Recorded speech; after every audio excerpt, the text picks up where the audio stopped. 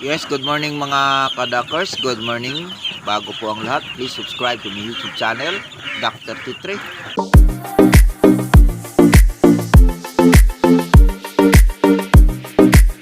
Pakihit naman ang notification bell upang updated kayo sa mga video ko pang may upload. Mga kadakers, 15 days na po yung alagang itik natin. So, pinurga ko na kagabi. Mga alauna imidya ng hating gabi.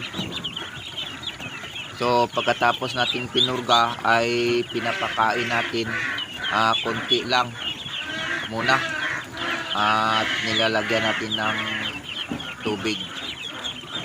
Sa ganito kalaki mga kadakers na siho, pwede na tayong maglagay ng 1 galon dyan na tubig.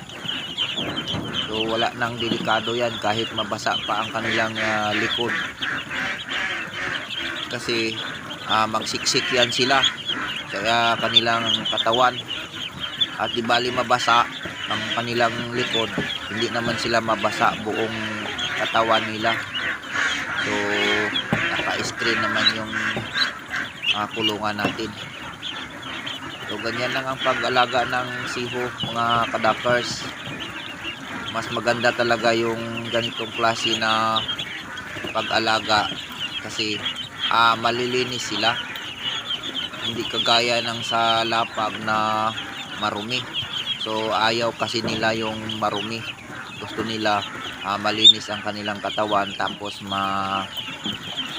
ligo lang yan sila konti. So madali lang yan sila matuyo mga kadakers. Sa ganitong edad mga kadakers, ang pinapakain natin dito na pigs ay Integra 2,500 at hinahaluan natin ng Integra 2. 50-50 po ang ating mixing dyan para hindi po mabigla sila sa pagkain ng Integra 2,500. Sa pag-alaga ng siho mga kadakers, kailangan istadihan natin kung alin ang ating ipapakain sa kanila na mas makamura tayo. Kasi mga kadakers, mas mura yung Integra 2,500 kaysa Integra 2,000. Pagkatapos mga kadakers, pwede tayong maglagay ng 1 galon tubig. Tapos lagyan natin ng 1 sachet na Bitrasin Gold.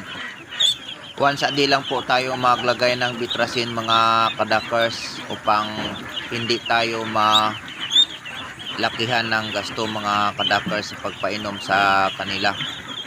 So sa mga baguhan pa po mag-alaga ng siho, ganito lang po ang inyong gagawin mga kadakers upang hindi tayo gastusan masyado. At ganito lang ang technique mga kadakers.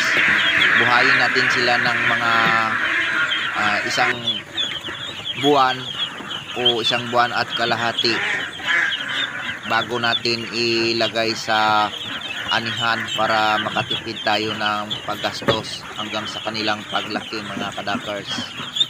So hanggang dito lang muna mga kadakers. Thank you very much. See you next vlog.